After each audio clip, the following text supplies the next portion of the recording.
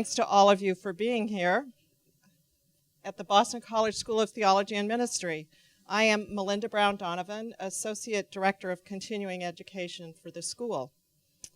It's always exciting to celebrate the publication of a new book, and especially when it's one of our own, Nancy Pineda-Madrid. Now it is my pleasure to welcome Dr. Thomas Groom, Chair of STM's Department of Religious Education and Pastoral Ministry, and Professor of Theology and Religious Education. Tom will give us a brief introduction of Nancy. Thank you, Nan. Thanks, Melinda. I've never given a brief introduction my whole life, and I'm hardly likely to do it now. And I could begin with the common shibboleth that Nancy needs no introduction, but I don't agree with that at all. I think that Nancy deserves a glowing introduction this evening, and I'm going to try to give it in the next, but still to keep it brief, as Melinda advised, because you came to hear Nancy, not me.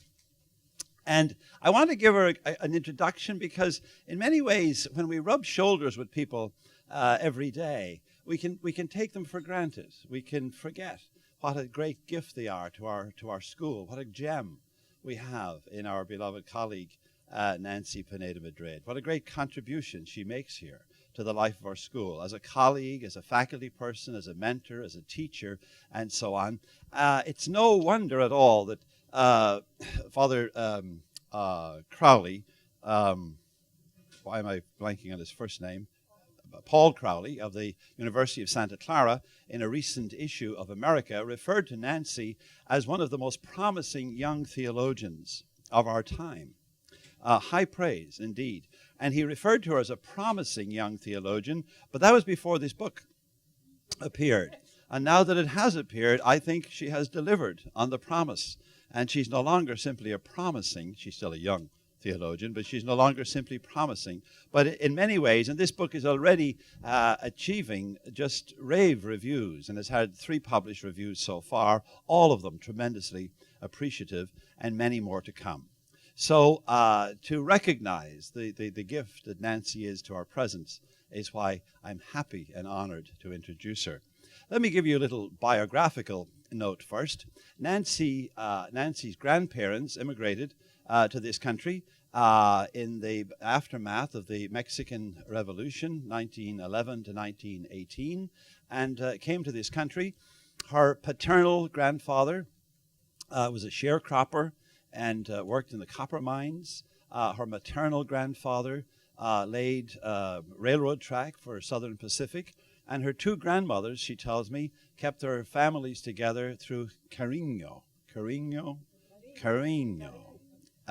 In other words, good hospitality and good food.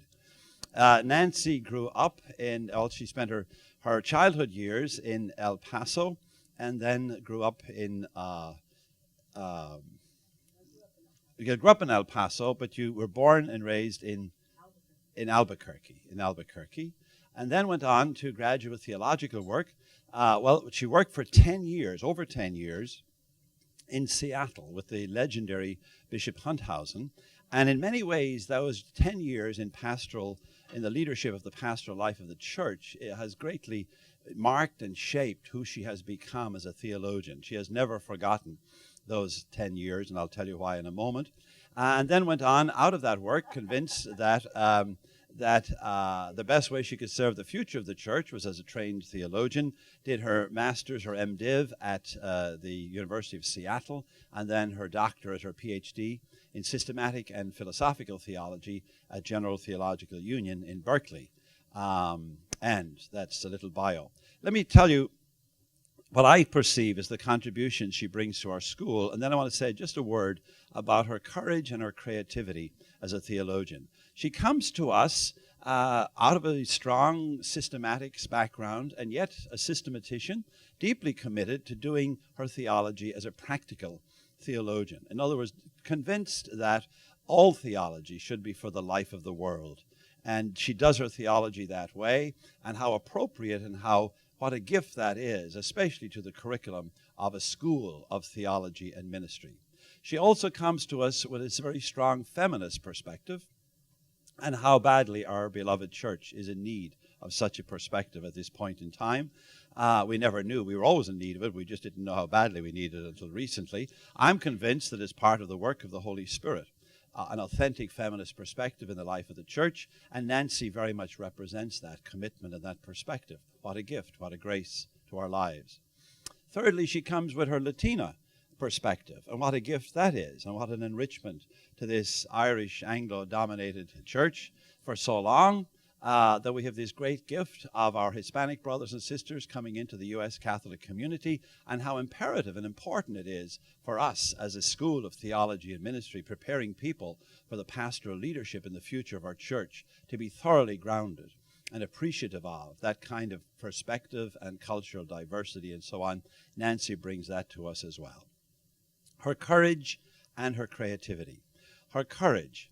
There is no theological question that is more difficult to attack or address, and it's certainly not for the faint-hearted theologians. In fact, there's no more difficult question for us as Christian believers to address in our own faith lives than the question of, if our God is as provident and as saving and as loving as we claim our God is, then why? Why is there so much suffering in our world? As I said, the ultimate question, of course, and this was kind of the trump card that all the great atheists have indeed used to question the credibility of faith in such a provident and loving God. So it was Marx and Camus, Nietzsche, all the great atheists. This was their trump card. And in many ways, of course, the atheists have a problem as well. While theists cannot explain suffering, atheists cannot explain love and generosity and courage and compassion and so on. Be that as it may, in many ways, that challenge has been problematized all the more in our time, because we've figured out that sin is not simply personal, but also social. In other words, that my sin and your sin and her sin and their sin, all the sins get together and create sinful social structures. So if the sin is both personal and social, then we begin to realize that then salvation has to be both personal and social. But then how does one begin to talk about social salvation, especially in the face of dreadful suffering, a place like Ciudad Juárez and the dreadful feminization that has gone on there? How do we talk about a saving God, a God who is a liberating God in that type of context, and how challenging that is? And basically, her constructive work, and I'm going to invite her now to say a few words about it. Her constructive work is extraordinary, because what she does is she pushes back against many of the inadequate constructs that we've proposed over time. Anselm's atonement theory that often makes it sound as if we were saved by the suffering of Jesus. And of course, if that be true, then maybe lots of good suffering will be salvific in our time. But what if the suffering is a dreadful injustice? What do you do to it then? Let me invite her to say a few words about it. And from my own experience, I would caution you, Nancy, not to say too much about it. Because if you do, they wait for the movie. And you'd be better off to have us buy the book this evening. So would you please welcome the author of Suffering Salvation in Ciudad Juárez, Dr. Nancy Pineda-Madrid.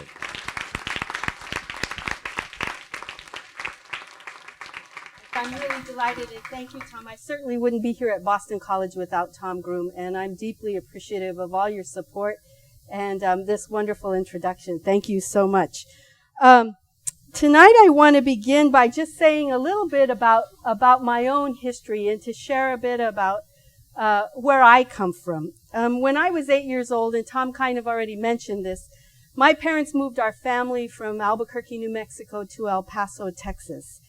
And El Paso was my home from the time I was about 8 years old until I was 25, except for my undergraduate years, which I spent in Los Angeles. At another Jesuit institution, Loyola Marymount. And throughout my childhood and young adult years, I grew very much in love with Ciudad Juárez. I have many, many fond memories of my time there. My father took us every Sunday, the whole family, he would take us all together to Juárez for dinner. And I enjoyed it very much because we had all kinds of wonderful music. There were mariachis always. There was such a grace in going out to dinner in Juárez. During my high school years, I attended a high school named Loreto Academy, and about a third of our student body were young women from Juárez. So I went to school as a high school student with many Mexican nationals. And for high school graduation, they hosted all of us in Juárez for a huge high school celebration. So I was in Juárez very often and grew to love the city and grew to love very much the borderlands. I'm certainly a woman of the borderlands. I wanted to just start by showing you a bit of where we're talking about. Not everybody knows where El Paso, Texas is, or where Ciudad Juárez is. They sit right alongside each other on the border here, as you can see, and it's the westernmost point of the state of Texas that El Paso is in. And they really function as a single metropolis. I mean, in many ways, it is one large city. As I said, I'm a mujer fronterizada, and I say that, a woman of the borderlands, very much like the Mexicans. Those of you who've traveled along the U.S.-Mexican border will recognize this, that in the state of Chihuahua, and in all the states along the Mexican border, they always, on their license plates, put F-R-O-N-T, right, which stands for a frontera. So you always know that it's a car that's from the borderlands. We don't do that in the United States. We have no idea what cars are from the borderlands. But I share this with you because I think there's something very insightful about this, and I see myself very much as a woman of the borderlands. Now, why do I begin by sharing all this personal information with you? I'm doing it because I really had to write this book. This book was a very important book for me to write.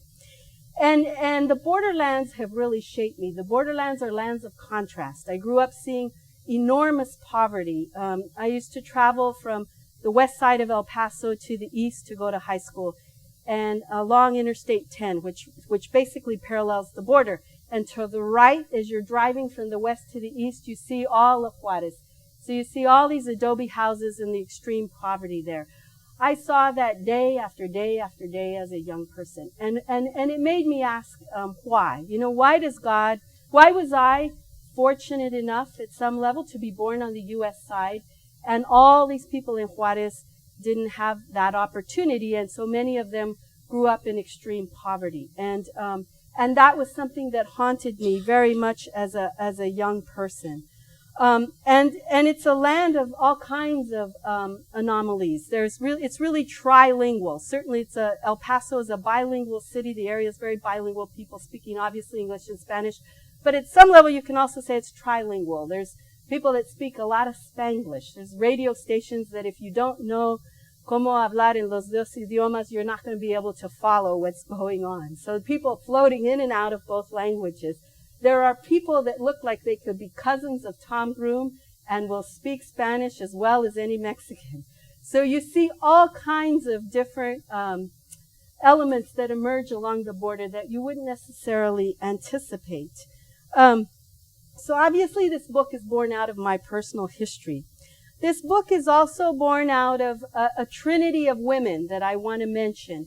You may recognize some of these folks up here. Certainly the first of this trinity, Shawn Copeland. In 2008, she taught a course called Social Suffering. And I sat in on that class. We were reading all about the genocide in Rwanda and the structures that led to that genocide. We also were reading about people who are undocumented in this country and the suffering that they go through. People who are incarcerated in disproportionate numbers, like Latinos and blacks in our own country.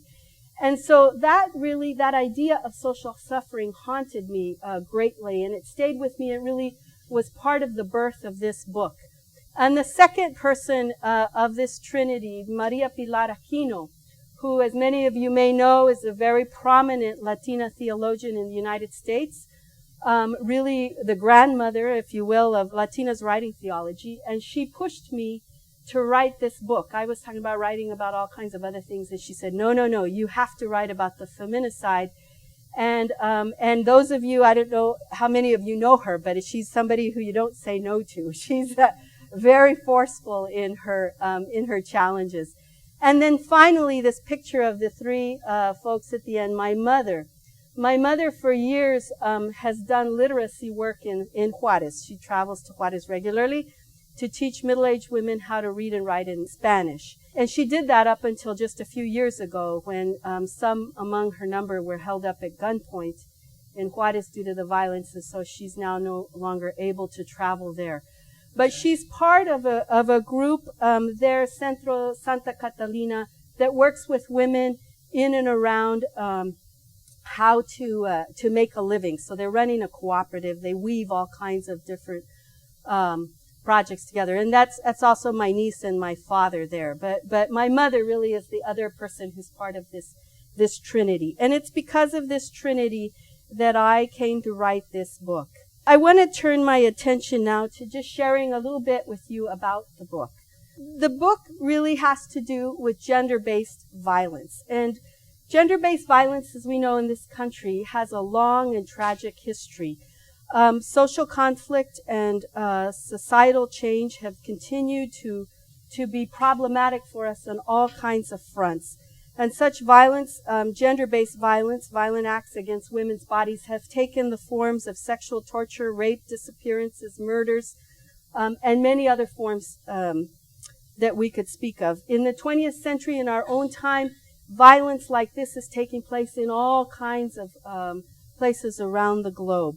There's accounts of it in Bosnia, Herzegovina, in Rwanda, Vietnam, Argentina, Yugoslavia, Canada, El Salvador, Peru, Haiti, Guatemala, Honduras, the Congo, and of course Mexico. Gender crimes are incidents of violence targeting and affecting women exclusively and or disproportionately. And these crimes occur not because of religion or race, they occur because of gender. They're attacks on women because they are women. This definition here, a brief bulleted definition of the difference between femicide and feminicide. This is an important difference for my work. I just want to share a little bit about it with you. Among feminist scholars of the law and the social sciences and theology, as well as feminist human rights activists, these two terms, femicide and feminicide, are terms that have been used interchangeably to refer to the murdering of females because they are female. Frequently, scholars use these two terms interchangeably. Even so, the discourse has evolved and continues to evolve, and distinctions have begun to emerge in terms of these two terms. Anthropologist and sociologist Marcela Lagarde has pointed out that femicide and homicide, so femicide over here and homicide, can be seen as synonymous, femicide targeting the murder of women. But I would argue that femicide with regard to Ciudad Juárez is not the right term. And that's because it doesn't get at sufficiently the systemic violence that is going on there based on gendered power inequalities. The term femicide is a term that was developed by feminist scholars in the United States, especially by feminist scholar Diane Russell, who first used the term in 1976.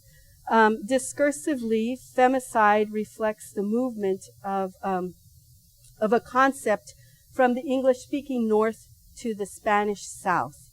The other term that I'm mentioning here, feminicide, I think is a much more accurate term for all kinds of reasons. It's based on the Spanish term feminicidio, which is a concept that was first documented in the Dominican Republic in the 1980s by feminist activists there who were using it in a campaign to stop violence against women. Lagarde introduced this term into scholarly discourse in 1987. Feminicide and feminicidio and feminicide linguistically has roots in the Spanish language. So I've chosen that term, and it's been I've been questioned about that. I had a conversation about a year ago with Elizabeth Schusler Fiorenza, who said you shouldn't use the term feminicide because it sounds too much like femininity, and that's not what we're trying to evoke here. And I explained to her and said, you know, I really disagree with that position precisely because of its history and where this term comes from in the Dominican Republic. Feminicide reflects not only the killing of women because they're women, but it also reflects a phenomenon of impunity for the perpetrators which means that the state is implicated in these murders. So this crime is a crime, the killing of women is a crime that's happening on a very wide scale. It's there's a large number of women that have been killed, and it's rooted in the structural inequalities that render particularly some poor women and girls vulnerable to extreme violence. It's done in an exceptionally brutal manner, and it's done in a very, very vicious manner as well. Feminicide refers to the killing of girls and women by men in an exceptionally brutal manner on a massive scale and with impunity for the perpetrators.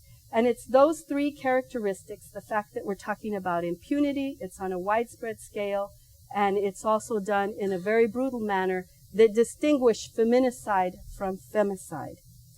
There have been a number of conferences on this phenomenon in Ciudad Juárez, and this is one of them, a documentary that was based on a conference entitled Juárez, the City Where Women Are Disposable. And this is a phrase that's thrown out quite a bit, las mujeres desechables, meaning women that are disposable because they're disposable economically in terms of the work they're doing in the maquiladoras, the factories there, and they're also disposable in terms of these mass murders that are taking place.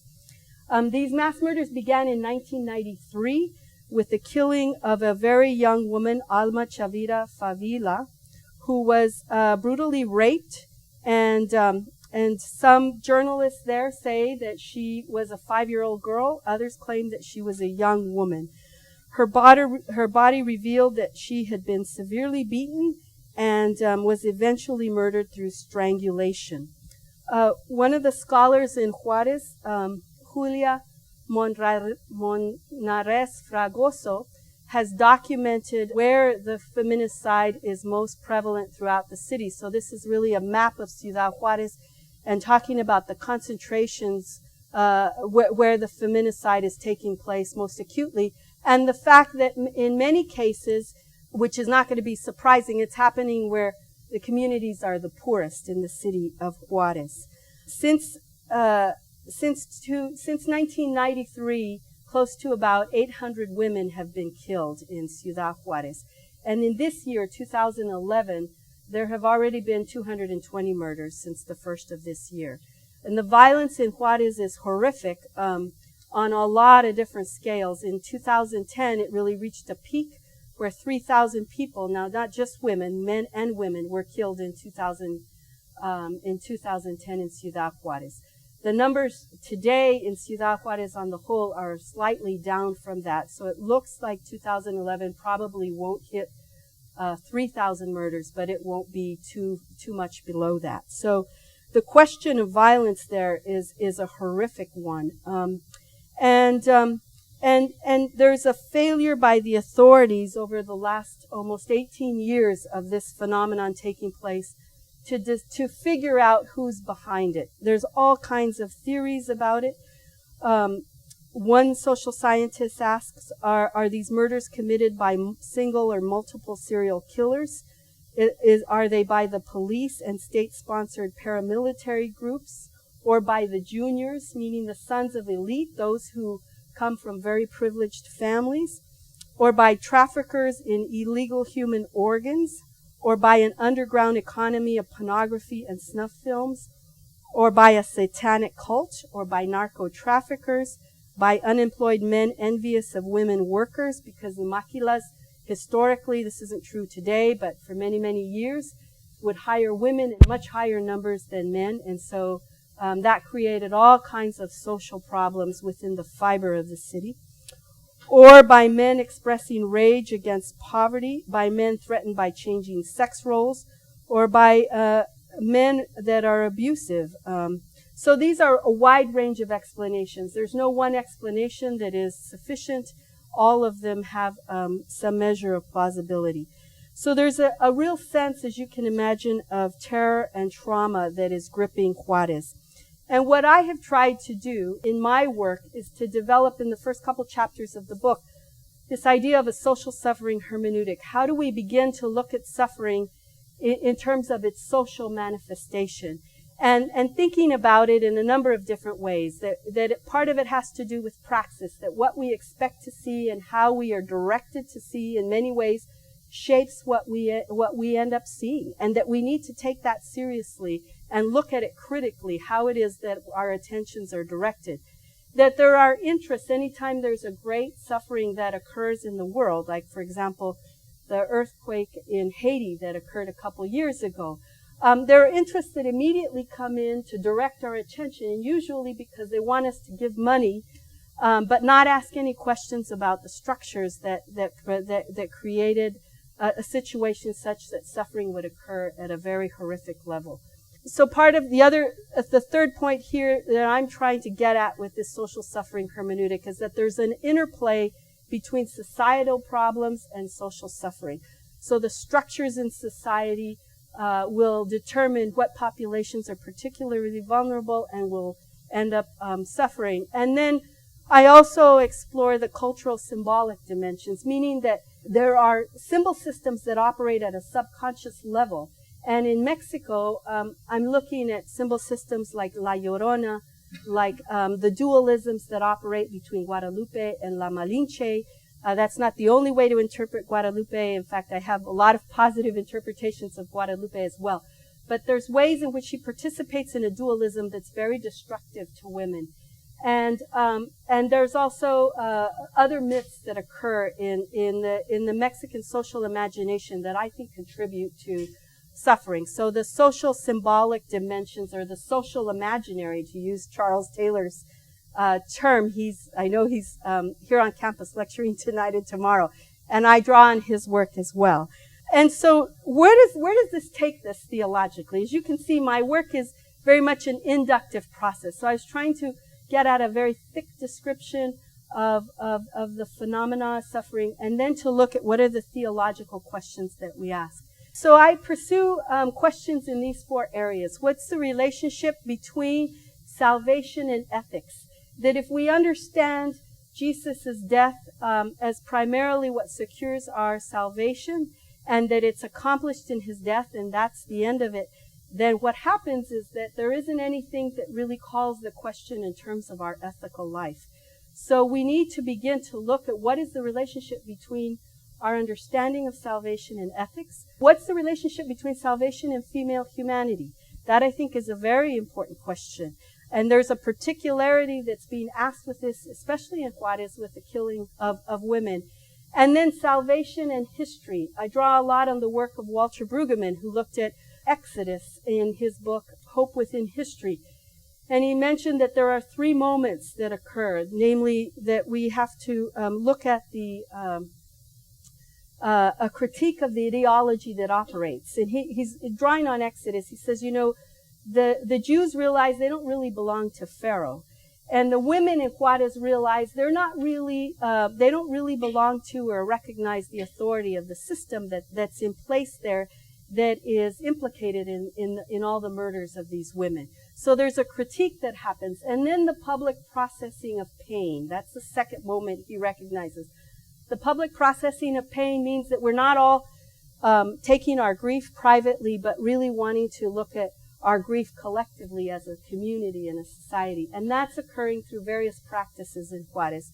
And then finally, what's the relationship between salvation and our image of God? That a Trinitarian image of God, and particularly as we look at questions of salvation, is very important because it foregrounds a relationality, and that's what I think is really needed in a society like Juárez. We have to understand how we're all interconnected and related to one another in order to begin to realize the salvation in this world. So those questions are driving what I'm doing here.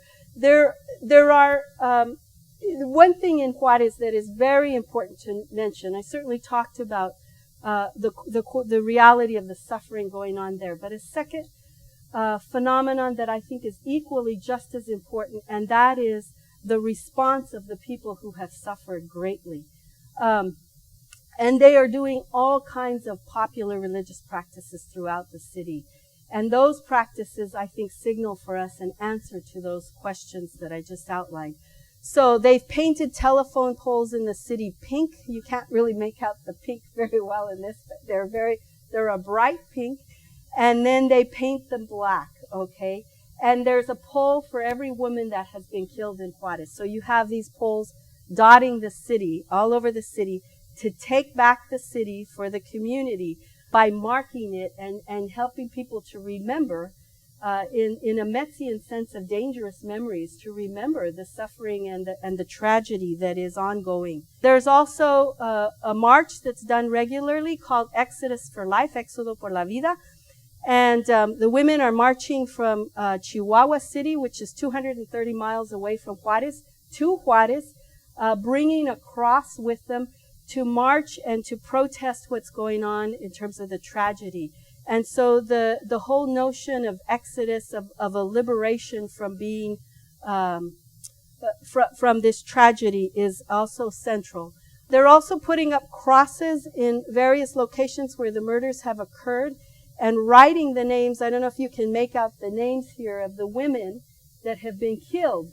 So what's this doing? Theologically, I think it's very interesting because it's recognizing that there's a crucifixion that's ongoing today, a crucifixion of women because they're women, and a linking of the cross and the crucifixion with female humanity. And that's being done in a very explicit way, which I find a very rich and very provocative in terms of thinking through how we understand salvation. And it's very courageous of these women to put up these crosses because their own lives, the mothers that have lost daughters, and men too, it's not just women, but primarily women, are at risk in doing this. Many of them have been threatened. And there's marches that are occurring, for example, on November the 25th, which is International Day to Stop Violence Against Women, coming out of the Dominican Republic. And now it's an international day that is marking that. And so there's always a march in Juárez on that day. And then there are always marches on March 8th, the International Day of Women as well. And so these marches are to keep the memory of these deaths alive in people's, in the community's imagination, and to insist that they come to an end. So you see here, ni una más, not one more, meaning not another death. And this is a cross that was erected at the border. That's why you see a couple of trucks here in the background, because this is a border crossing between El Paso and Juárez.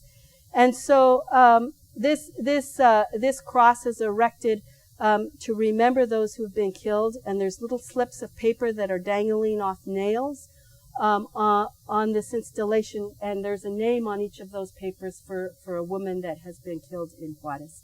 So what do I think the import of this is theologically? That with the cross, there's a claiming of space in Juárez so that there's an attempt to subvert the violence that's going on there and to say, those of us who have lost daughters, sisters, mothers, that we're claiming space and claiming that this land is a land that we hold as our own. So that's a very important dimension, and I think there's an affirmation of the way we're all interconnected in Juárez through the doing of this kind of a practice.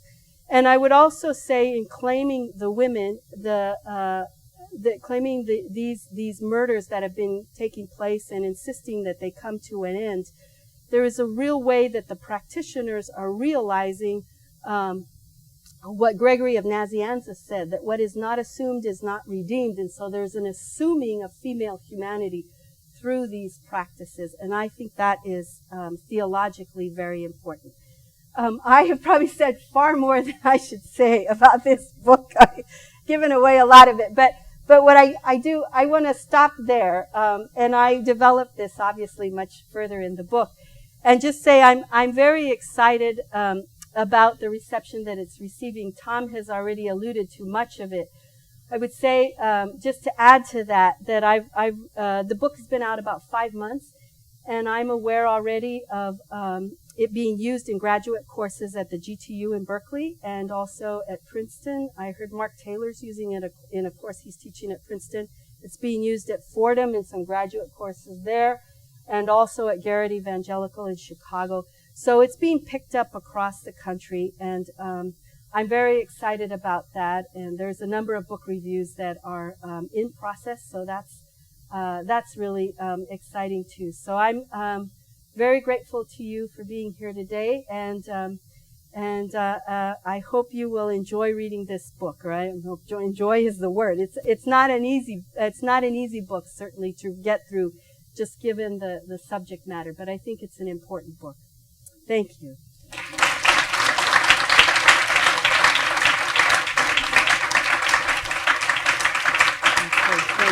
Thank you. Nancy's agreed to take some questions now. Okay, sure. Sure. Nancy, could you say a little more about how people view the ruling classes as being implicated? Is it simple lack of interest and no firm desire to investigate, or do people suspect the implication goes beyond to a kind of active cooperation or impetus? Like, what's the nature of the implication? Well, I think part of what has happened there, and I mentioned this but didn't develop it in detail in my remarks today, is that there are cartels, the drug cartels of Juárez. And so there's a culture of violence that has emerged. And the cartels have come in ever since about 1993, which is when NAFTA passed in our own country. And so NAFTA made the borders much more porous so that manufactured goods could cross the border more easily. And so as a result of that, the drug trade got set up in Juárez, and there's warring cartels, and that's created a climate of violence. In terms of the wealthy class in Juárez, and there is a large number of elite people living, or who did live in Juárez, to be honest with you, many of them have been exacerbated, have reached a point of just absolute frustration with what's gone on with all the violence, and many of them have left Juárez.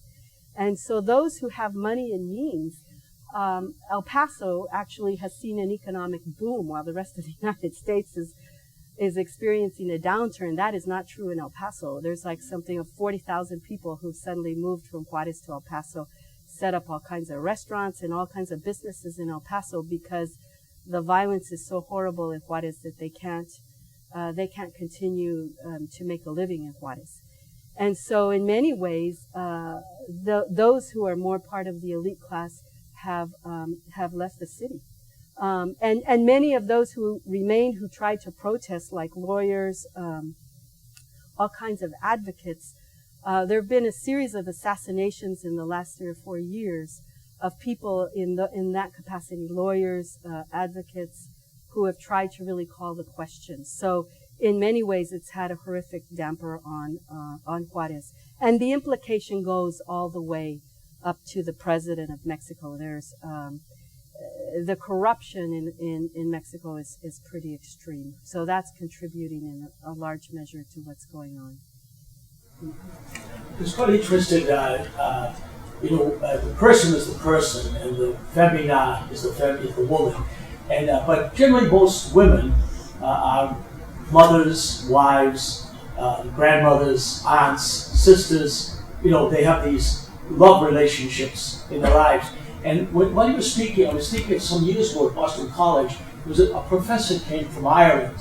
I forget her name now, and she said that if you had to get to this feminist question today, because for 100 or more years, a couple hundred years, the destruction of the Irish man, cultural destruction of him, and his ruin as a person, the only way he survived was that the women of Ireland, as mothers and sisters, took extra burden of suffering on themselves. They almost put themselves in place of their sons and husbands. As a result, they were forgotten about. But I mean, this professor thought that she admired that the women had done it, and that she thought it was an important insight into what's going on. I couldn't help but think that these suffering women, in the feminicide, are anything like the Christ figures to maybe, like a mother looks and sees her boy has no chance of getting ahead, or her husband, or she sees what her father has gone through, or see her grandfather dying, so she kind of almost throws herself out to save them.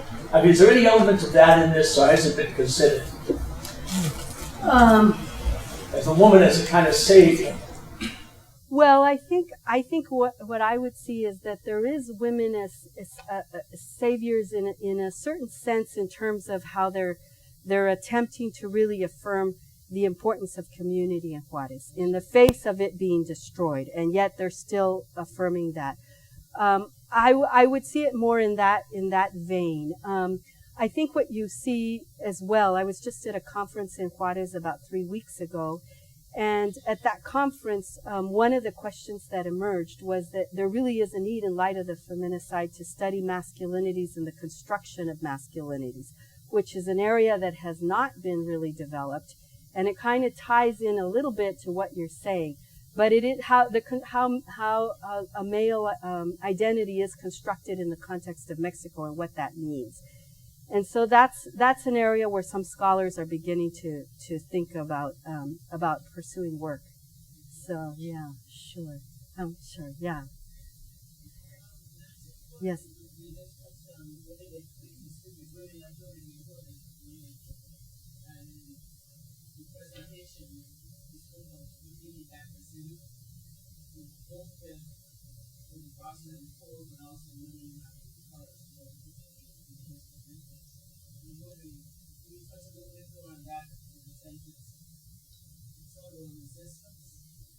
Yes. Right. I mean,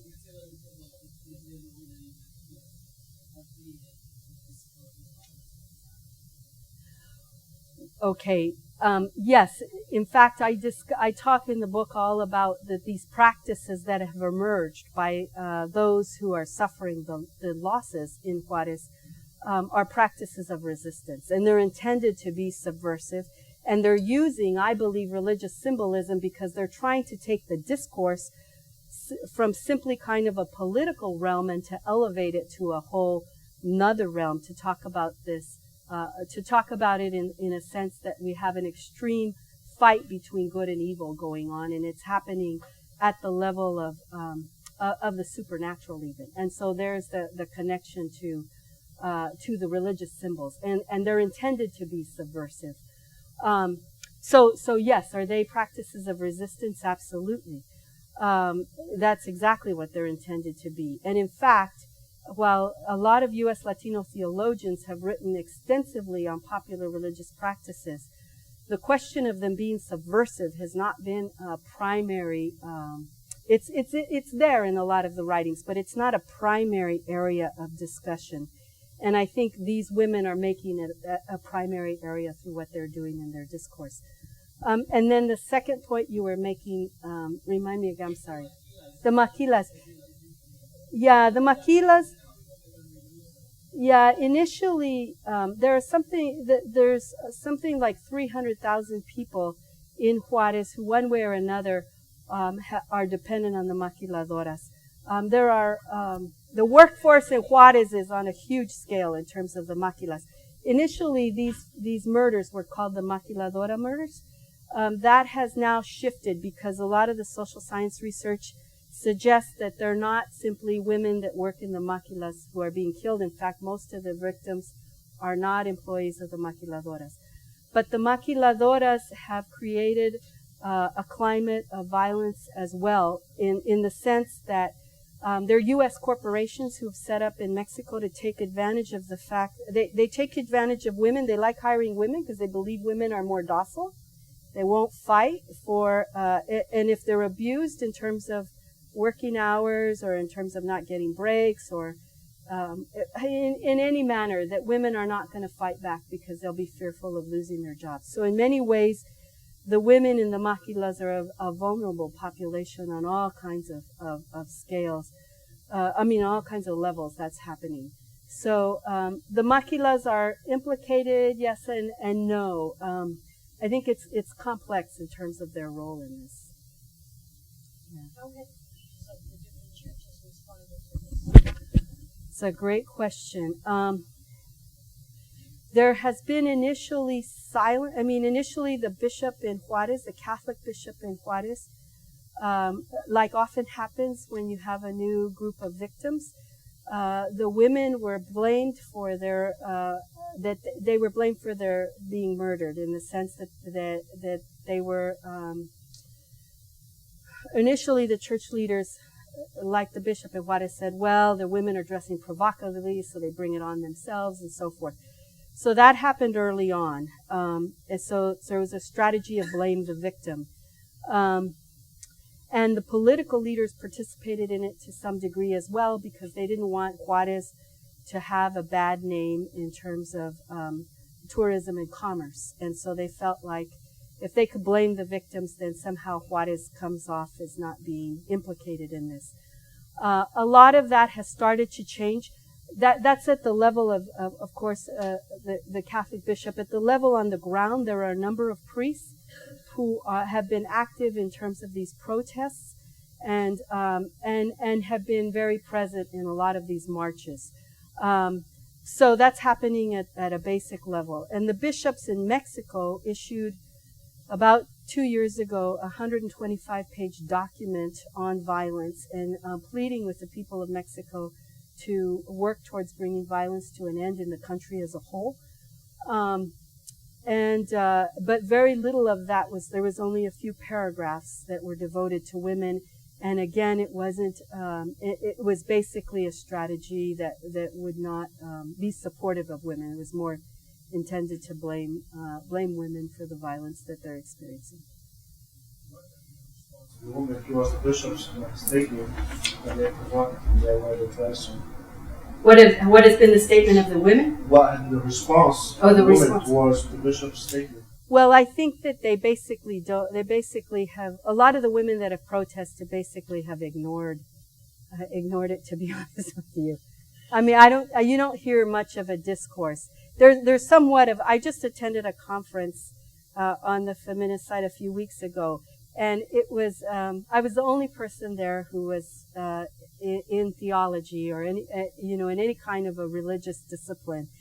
And so there's really a marginalization. I don't think that they take the religious discourse seriously.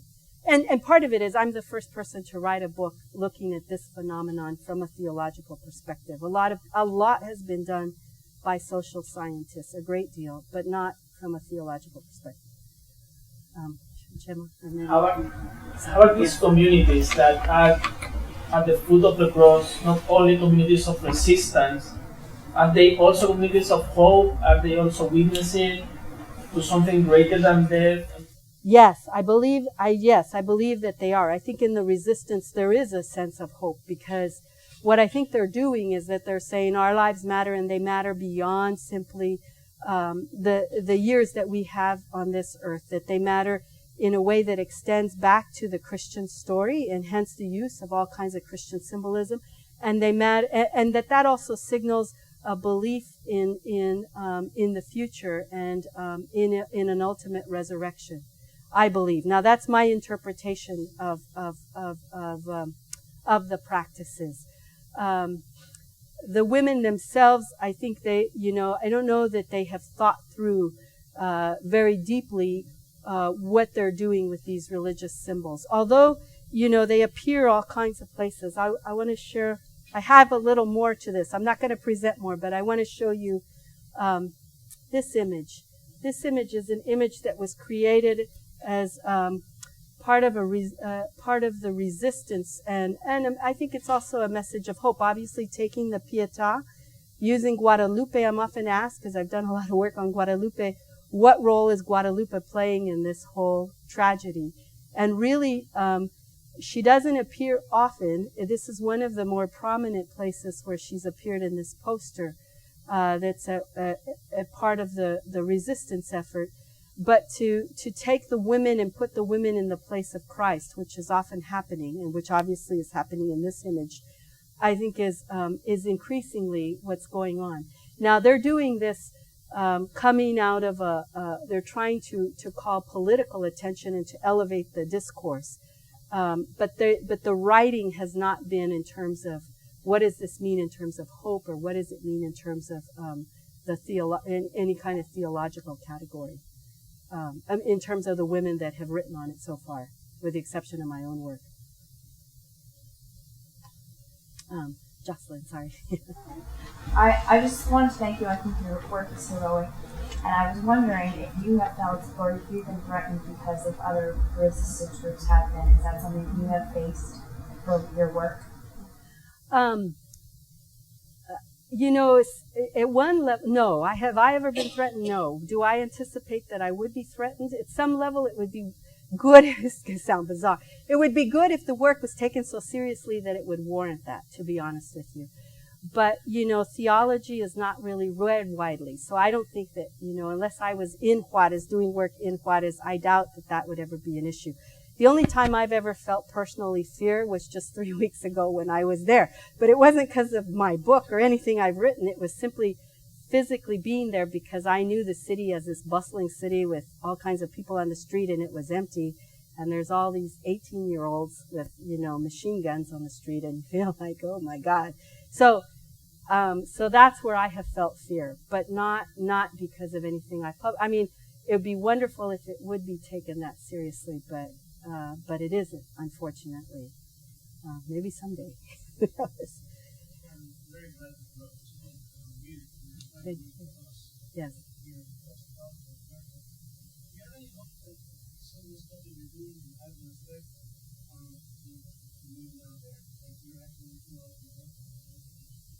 I do hope that very much. In fact, that's why I was at this conference a few weeks ago, to begin to make some of those connections. And I'd love to get this book published in Spanish, and I'm working on that. I'm not quite there yet, but I'm working on it. And so my hope is that it would actually make a contribution to many of these women there. But I think that still remains. Theology is largely read in Mexico at universities and seminaries, so it's not like it catches fire in a wider public. But who knows? You know, who knows where it might go? Because I think it's a question throughout the country of Mexico and also in a lot of Latin American countries. So I think there's a place where this could pick up, certainly. Yes. I was just going to say, I lived in Juárez about 10 or 11 years ago, just for a year, and doing some volunteer work. And at that time, it was pretty safe to walk around, even in the evening or at night, most neighborhoods.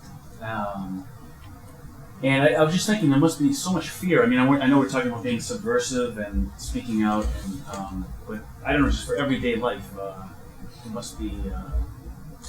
I guess you mentioned a little bit when we went down there. It's just this feeling. Here with the narcotráfico as well as the feminicide and all sorts of things. Yes, there is fear. I mean, there's a lot of businesses that are boarded up, you know, a lot of homes that have been abandoned. So there is a very palpable fear in the area. And yet there's a population that continues to live and try to work. Like I was there at a conference on a university campus, and you know, the university is still ongoing. The professors are there teaching. There's people doing research on this. But I think that but there's lots of security, you know. There's lots of security around everywhere. And I think that's an indication of a very real, and you feel the tension. You feel the tension as you walk around, or you even drive around the streets. It's very real. I do have another question about immigration. I mean, I know you went all the way down to Mexico to look into it, but in some level, this happened around here, maybe in Massachusetts. Maybe a woman being killed, and the husband's being run away and so forth, and not just what be done and so on. Were you able to look into that?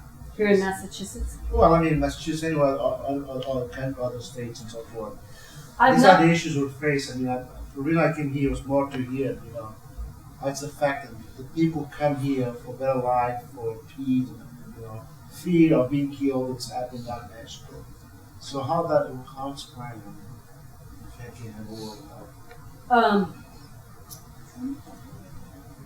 Yes, I have not studied human trafficking here in the United States or in Massachusetts, but certainly, obviously, it's a very serious problem, and there are a number of theologians who've been working on questions of human trafficking and how to interpret it, what role theology might play. It's not an area that I've looked at myself, but I think there's lots of connections here. One thing I did do about a year ago, I went and traveled in Guatemala. I was part of a human rights delegation to look at feminicide in Guatemala, which is a very serious problem there and growing. And in many, the number of women being killed in Guatemala is horrific in terms of the escalating numbers. So that I do, I have some firsthand knowledge of that from my research in Guatemala City. But and then I've read, of course, about women being killed in other places. But I really wanted to take Juárez and to look very much at a particular circumstance and then to begin asking questions out of that.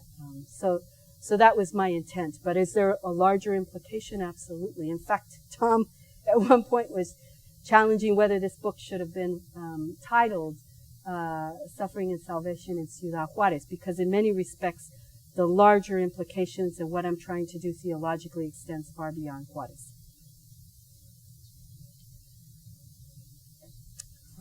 Well, Nancy, thank you very much. Okay, thank you. And thank you. I really appreciate this. Thank you.